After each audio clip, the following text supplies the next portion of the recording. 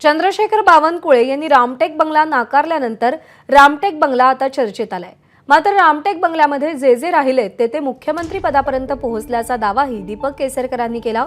शरद पवार, विलासराव देशमुख, शिवाजी पाटील, शिवाजीराव पाटील निलंगेकर हे सगळे मुख्यमंत्री झाले असं सांगत आपणही मंत्रिपदापेक्षा मोठ्या पदावर जाऊ असा विश्वास दीपक केसरकरांनी व्यक्त केला।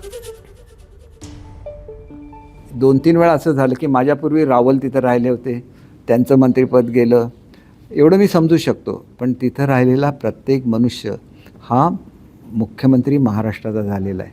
शरद पवार साहेब राहिले, मुख्यमंत्री झाले, विलासराव देशमुख राहिले, मुख्यमंत्री झाले, शिवाजीराव पाटील निलंगेकर राहिले, मुख्यमंत्री झाले। मग निलंगेकर साहेबांच्या बाबतीत कोणी असं एक्सपेक्टच केलं नव्हतं, मुख्यमंत्री झाले। मग तो वाईट आहे का बंगला? एक गोष्ट अशी आहे की मंत्रिपदावरून गेल्यानंतर मला रावल साहेबसुद्धा भेटले होते। ते म्हणाले माझं गेलं, तुमचंही गेलं। परंतु मी तुम्हाला एक गोष्ट सांगतो, आज लिहून ठेवा आणि आज तुमचं रेकॉर्डिंग चालू आहे, मंत्रिपदापेक्षा मोठ्या पदावर मी जाईन। एबीपी माझा, उघडा डोळे बघा नीट।